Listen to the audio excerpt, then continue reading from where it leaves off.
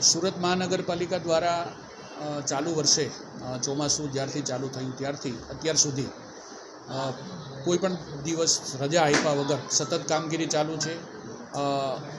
અમારા 686 જેટલા સર્વેલન્સ વર્કરો રોજે રોજ હાઉસ ટુ હાઉસ સર્વે કરે છે, ઘરોની અંદર જઈ અને મચ્છરના ઉત્પત્તિ સ્થાનો શોધે છે.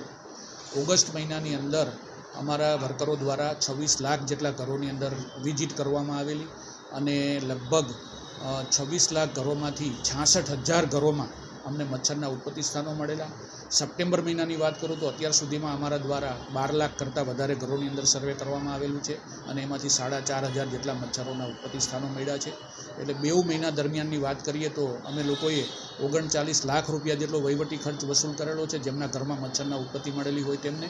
અને એના ઉપરાંત લગભગ 9,000 કરતાં વધારે ઈસમોને અમે નોટિસો પણ ઇસ્યુ કરી છે.